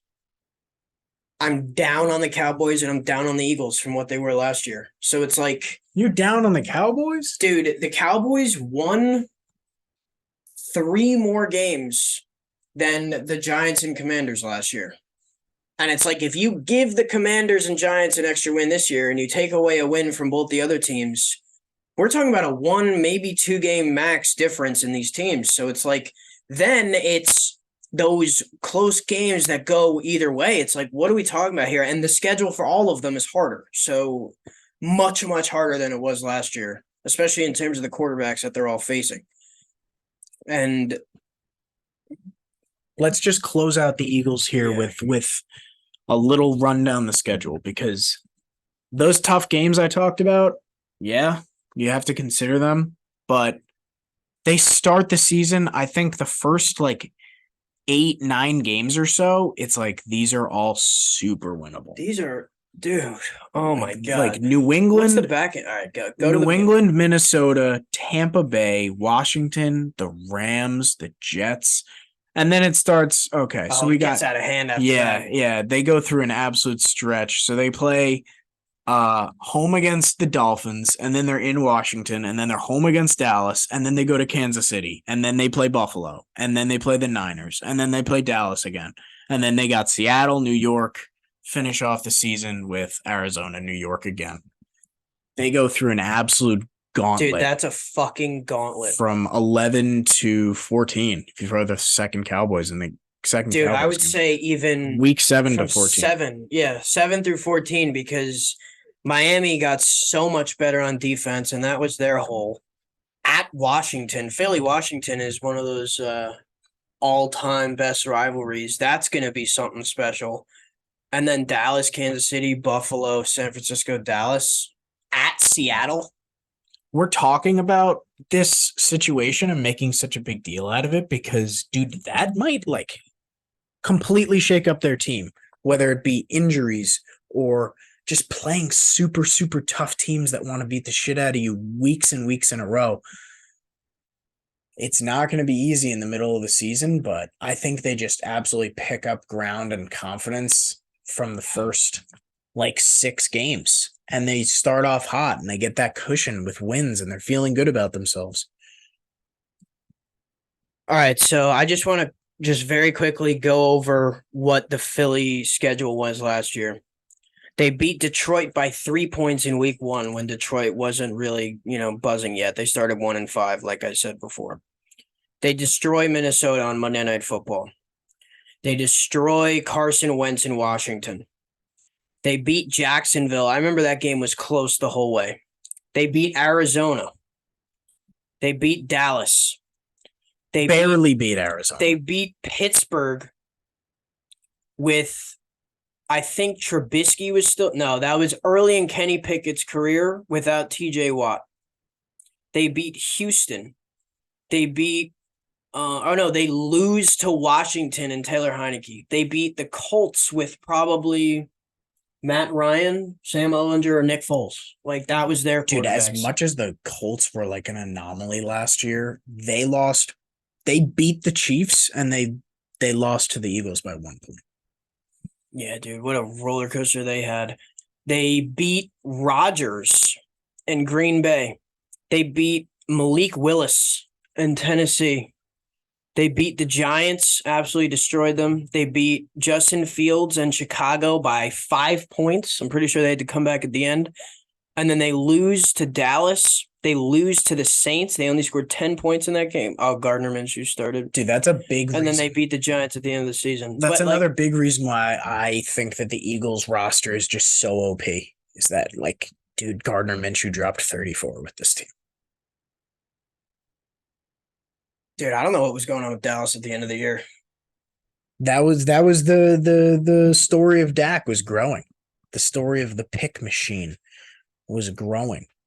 And it's like, where is Dallas? Oh, something that I have on Dallas. Oh, we're doing Dallas next.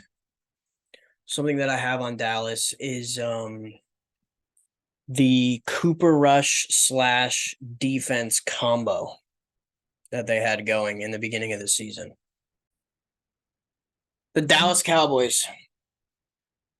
2022 summary.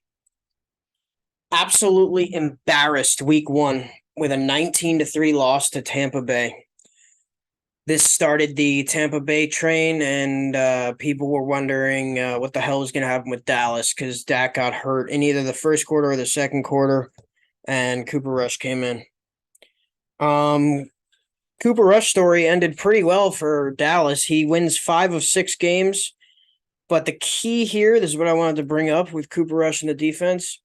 The defense allowed 12.7 points per game in the Cooper Rush games.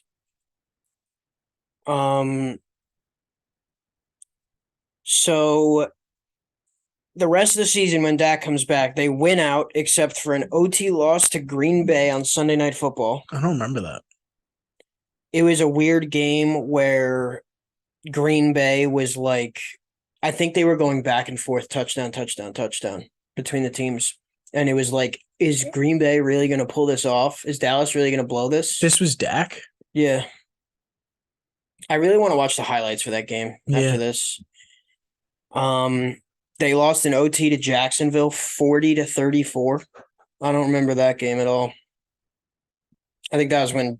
Oh, yeah. He threw 2 picks late. Of course. Yeah. Of course, that's the storyline is Dak throwing picks. I just remember laughing, cackling. And then they get embarrassed, as we mentioned before, by Washington in a quote unquote meaningless game. They beat Tom Brady in Tampa Bay in the wild card game. Thank God, because that kind of propelled Tom Brady right into retirement.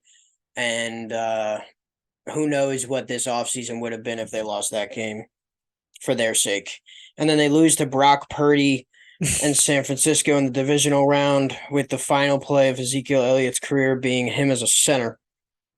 Yeah, as a Cowboy. Yeah. He's now a Pat. Defensive statistics: 12th in yards allowed per game, 5th in points allowed, 5th in red zone defense, 4th in sacks, 1st in takeaways. So this defense definitely is known for making big plays between the pass rush and the secondary. Making play just game records pretty much. Dallas's defense is a powerhouse. I was looking at the turnovers on ESPN, and I went through each of them individually without hitting like total or differential or whatever it was.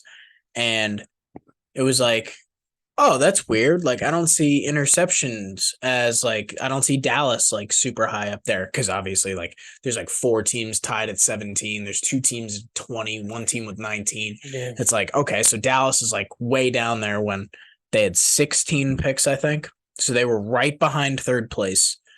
And then they had like 17 forced fumbles or something like that. Damn, that's wild.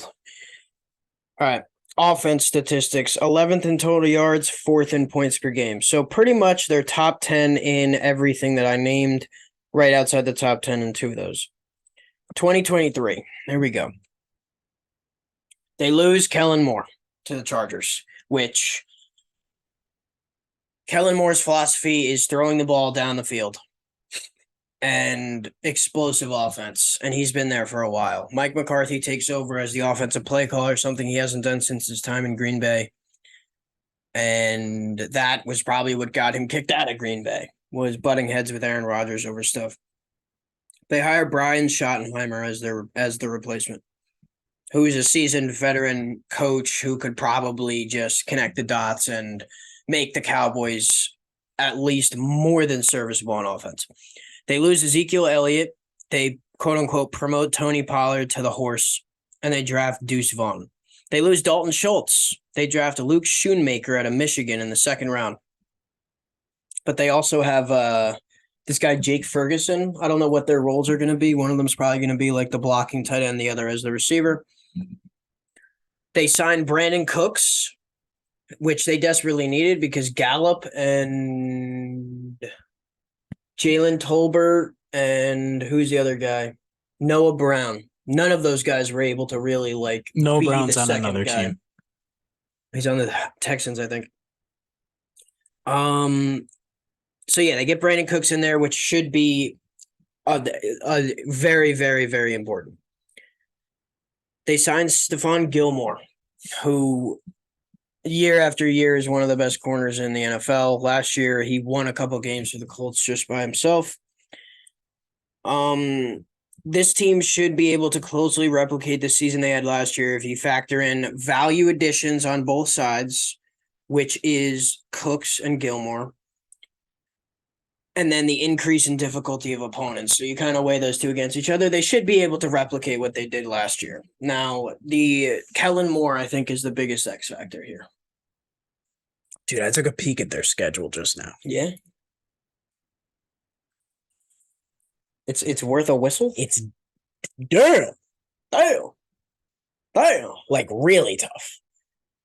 Like, I don't know if they beat the Lions. Wowzers. Okay, go for it. I'm just going to open it up. Rip through the schedule? Yeah, why not? Their easiest 3 games of the year are Jets, Cardinals, Patriots. No way. And then the Rams in like week 7. But they have Niners, Chargers, Eagles, Seahawks, Bills, Dolphins at the end of the year, Lions. How I'm feeling about the Cowboys? Not as many wins as everybody thinks.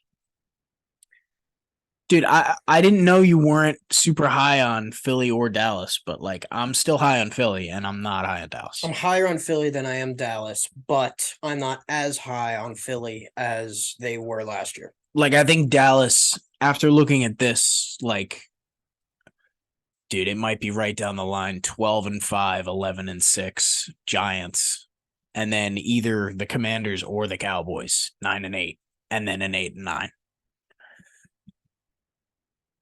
Dude, it's crazy like how much they are going to have to rely on Dak Prescott being able to produce offense efficiently and not turn the ball over. And what we've seen in preseason and camp, he looks fucking terrible. Remember, he's a 6th-round pick with a clear ceiling athletically, and no more Kellen Moore.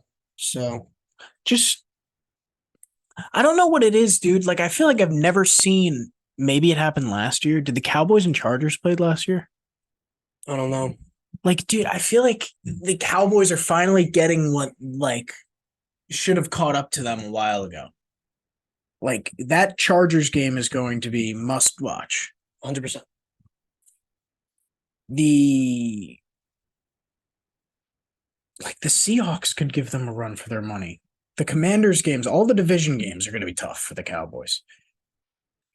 The Bills game, have they played Josh Allen yet? I feel like the Cowboys have one of the easiest schedules every year just based off of like what they I don't know, dude. The Dolphins and the Bills, the AFC East is going to be tough for them. The NFC East is going to be tough for them, and then they play the Niners on top of that, and the Seahawks and the Chargers. Yikes! Yeah, dude. And one thing that I specifically made a point about with the schedule last year for the whole NFC East was the quarterbacks that they play against. And when you look at that list that you just said, it's like you're not having a lot of like breaks in that whole conversation. So they do have the pass rush. They do have the secondary. Their run defense was a little suspect, but at the end of the day, I think so much relies on Dak and Mike McCarthy and being able to call plays. Tony Pollard already seems unhappy. Where? What did he say? No, it's not that. It's just like he's in the whole running back contract conversations, and it's like he wants to get paid. I heard him talk for the first time. He talks like a thug, like a bouse. Like he's got like yo man, like whoa. What's up, Tony? He's this is a lunch pail bring to work every day kind of guy. Hard hat, how are you? So I think Dak and Mike McCarthy should be considered both on the hot seat. They trade for Trey Lance, which there's really like I feel like we need an explanation. Like what the fuck is going on? Do you guys not believe in Dak? Are you just saying fuck it? Like we'll just try to turn this guy into something special and hopefully it's a backup plan if Dak gets hurt again. Like I'm not really sure what the plan is with that Trey Lance trade, but it definitely adds some pressure from behind. Yikes, Dak Prescott. And then Mike McCarthy's also on the hot seat because without Kellen Moore there, everything is on him. Dan Quinn is going to take care of business on the defensive side of the ball. This roster is too talented for them to not seriously contend for the division and be able to make a significant play for a Lombardi. If all goes well for the Cowboys, they can win the division and they can make noise in the playoffs. So it's really just, are they going to get exposed in certain aspects of the team? Okay. Let's have a little conversation about Dak Prescott. I'm all about that. 2016? Him and Zeke breakout year, or was it 18? What year was Zeke drafted? Both same year. Yeah. I think it was 16. Yeah, they went 13-3. Mm-hmm. 2 years later or so, the Tony Romo comment, it's like, oh, he must have like pulled his hamstring or something. And then they zoom in and Dak Prescott's ankle is split in half. Since that day, dude, not the same guy. I don't have any stats to back it up, but Dak, I always saw him.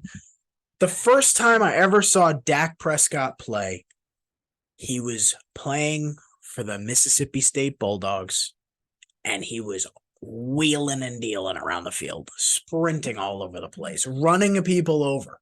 I was like, oh, this guy's a truck. I love this guy. He's an absolute playmaker. Of course, he goes to my longtime rival and has an absolute breakout year, better passer than anybody thought was going to be.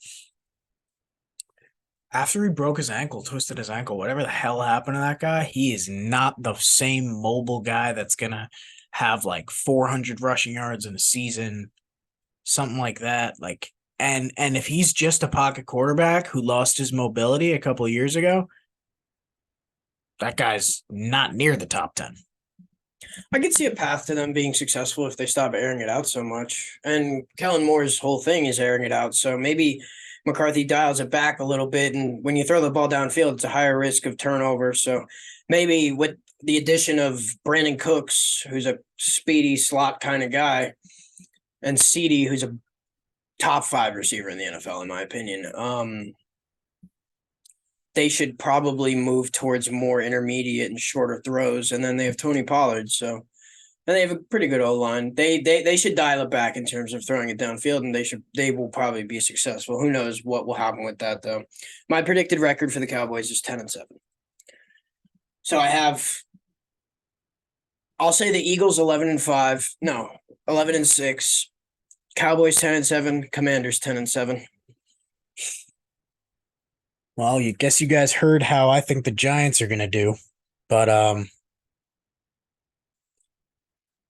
I'll go 9-8 for the Cowboys, and I'll go 8-9 for the Commanders, and everybody's going to fall in line. Giants are going to be the 5 seed. Meet the Eagles in the NFC Championship. Or no, the 49ers. Yeah. The Niners, yeah. The Niners need to be considered the favorite in the NFC. No questions asked. They're 16.7 points allowed per game. That's fucking ridiculous. Better. Maybe. Dude, they've always maintained and replaced. Like, they got rid of DeForest Buckner after the Super Bowl. It's like, all right, bring in Eric Armstead. We'll draft a guy. And they're fine. Oh, we just got Javon Hargrave, who had 11 plus sacks last year as a defensive tackle. All right. Sounds good. Nick Bosa. Come in, the water's fun. Yikes. All right, let's move on. Are we doing the Giants? No. We're not doing the Giants. We're doing the Giants next week. It is the 1 week mark before the actual season.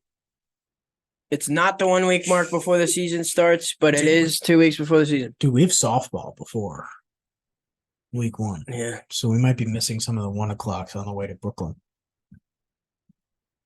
Isn't that heart shattering? I'm going to wear my Giants jersey to softball, and I'm going to drive right there. Hopefully we get like an 8:30 start. Yeah, that would be excellent. All right.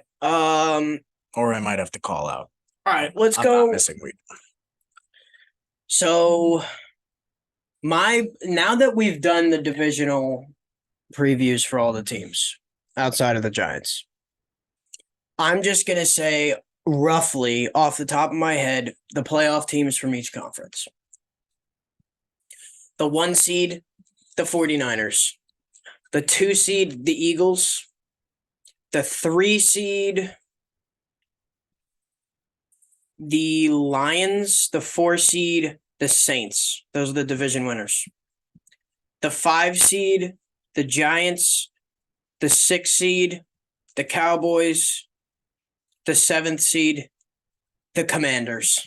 I got the Seahawks missing the playoffs. I got the Commanders in. I got the whole NFC East in there. Oh my God. Damn. All right. So I'm gonna go Niners, Eagles. Okay. I'll go Lions too. I got the Saints. All right. And then the Giants. And then the Seahawks and the Falcons. You have the No Commanders Cowboys or missing. Commanders. Oh my God. What an absolute lunatic. All right. What about the AFC? I'm going Bills first.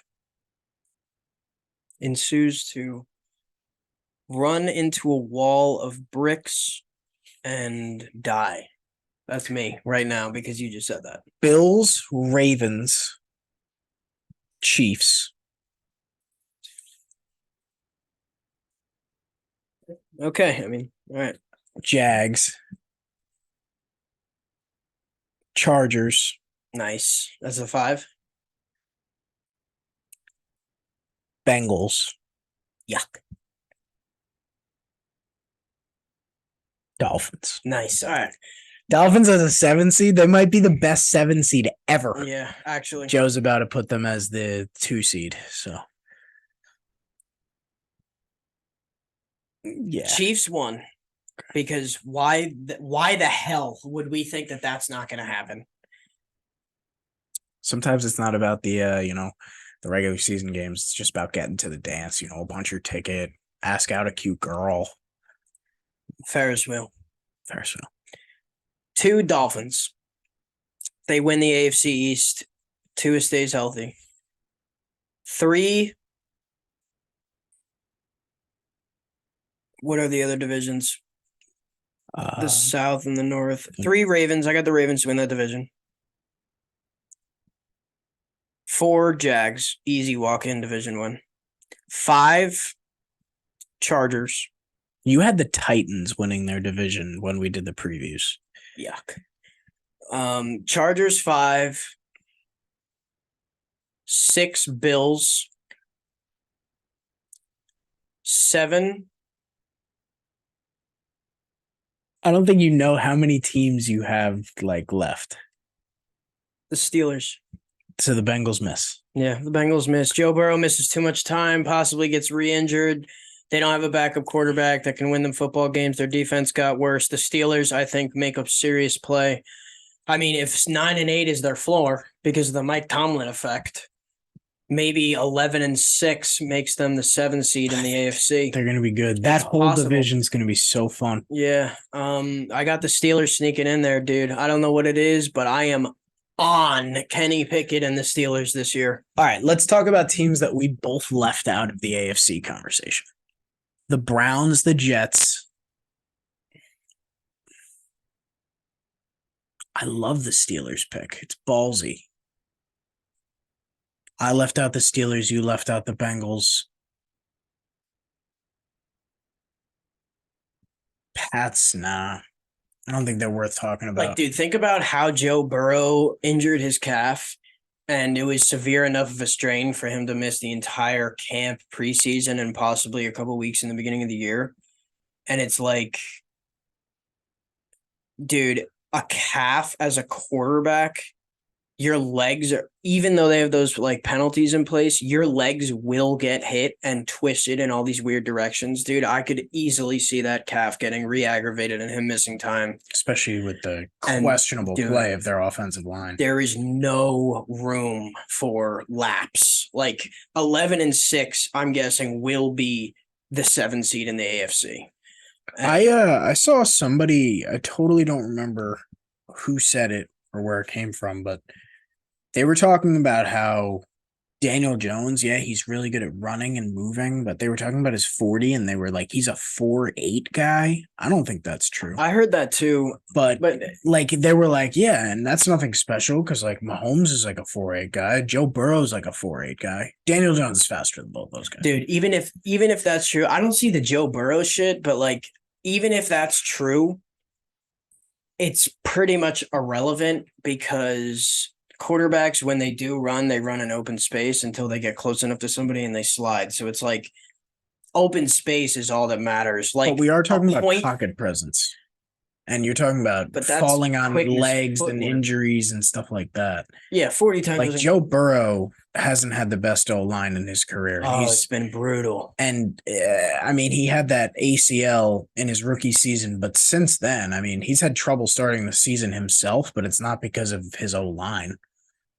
Yeah, it's outside of that. But so I would put him in an elite category of sack avoider. Injury okay, that's fine, but that doesn't mean, dude, a calf is a pretty significant muscle when you're talking about quick footwork in the pocket. I don't know, dude, we'll see, but like if they lose 3 out of their first 4, like they lost 2 games in their first 3 last year, and they were able to rebound and go on an absolute ripper of a streak. I think they only lost to 2 teams after that, maybe even only 1. But dude, I just don't see it this year, and it's sad because Joe Burrow needs to be up there, but they'll be back. That's the thing with such a stacked AFC is that like we're never gonna get the top 7 teams in the AFC. It's always gonna be somebody got hurt or a team's not playing up to their potential, and like we didn't get all the teams that we love the most and we really think are the best teams because, like, dude, Steelers, we love that team because it's like gritty and their defense is really good. And if Pickett could just put it together a little bit, they're going to be dangerous in winning games. They're not winning any games 42-7, but they're going to win games with Pickett if their defense is playing well, like 24-7, 24 dude, I think that they're 10. going to be way better on all. Like, I think they're going to be a great offense. Did you see that first drive? Dude, they look unbelievable in the preseason with he threw an absolute right in the friggin' breadbasket along the sideline to Deontay Johnson. Najee Harris rips off a 15-yard run next play. Next play after that, he throws one to the corner to Pickens. Pickens catches everything. I think that was 2 separate drives. I watched it happen. Wait. It was never mind. It was first Deontay Johnson, and then they were at midfield. Because they got pinned deep. I think they were playing the Falcons. They got pinned deep, and that Deontay Johnson throw was like a 3rd and 6 from their own like 11. 33 yards, Najee, and then Pickens. Yeah, dude, I'm super, super high on them. They have so much talent on offense everywhere. Even Jalen Warren looks really good. Oh, yeah. Freiermuth, Darnell Washington. They have Deontay Johnson, George Pickens, and Allen Robinson. And then their defense, TJ Watt and Alex Highsmith on either side. They look – I'm so high on the Steelers this year. And I would love to see them do well. Dude, I'm gonna. Yeah, that's my second favorite team in the league. You got it. Yeah, I thought you were gonna franchise. I thought you were gonna say last year that you were on Pickett first before anybody else. Nah. I'm not, dude. I still have my doubts a little bit about Pickett, but I just remember being at the bowling alley when he was on Pitt and he did that fake slide and ran for like a 40-yard touchdown. That's the guy that I'm still like expecting, like an athlete, a playmaker. Like he's Sam Howell-esque. He's not totally like a pocket guy. He's also like small, you know? The double glove. Oh, I love it. Yeah. Any 2 gloves? Anything outside of the norm is going to get Jack buzzing. Also, their uniforms. They have, I'm going to say top 3. Niners are up there. Dolphins. I hate the Dolphins uniforms, but I think the Raiders have the worst. I love the Raiders uniforms. Of course. Dude, they're so simple. They're so simple. You probably think the Blue Jackets have good uniforms. Or the Patriots. You don't like the Pats uniforms? Dude, are you serious? What's wrong with them? Dude, when you can't have a good look with your alternates on your accessories, that's bad. What's wrong with what color is their alternates? All blue? No. The red. Dude, they rarely wear those. Are you talking about the red, no, like the old red, school with the white? No, those are sick. Yeah, I'm talking about like if they wear their blues with the white pants or the silver pants. You're just talking about Matthew Judon with his red sleeves. No, I'm talking about all of them too, though, dude. It doesn't look that good. They need to go with those red jerseys, dude. Those are their color scheme. Sick. If they used more white than red, then I would be a big fan. But I mean, they have like classics. Dude, you're insane with the Raiders take. They don't have alternates. The only alternate they have is the all whites. It's classic and like a storied franchise. I love the block numbers. Franchise. The Giants with the block numbers. That's what I call block numbers. The Raiders have that. It's a fully black jersey with a gray number, gray, black, whatever shoes you want to wear.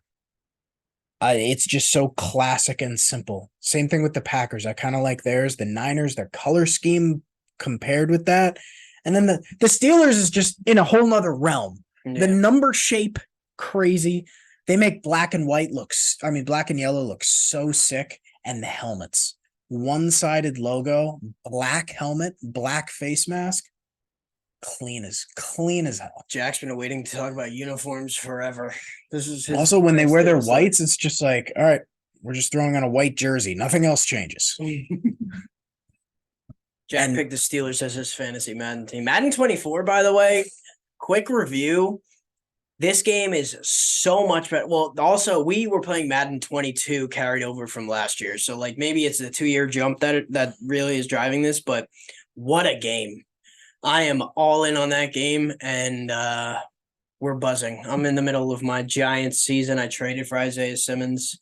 Can't wait to talk about the Giants next week with Phil, Kentel, and Sharif. We'll get 2 separate sessions going. That's going to be a good podcast. It's going to be a long one. All right, let's talk about the BetStamp app and wrap this bad boy up. So, BetStamp, if we were to look ahead to week 1 in the NFL and we were to look at uno momento, por favor.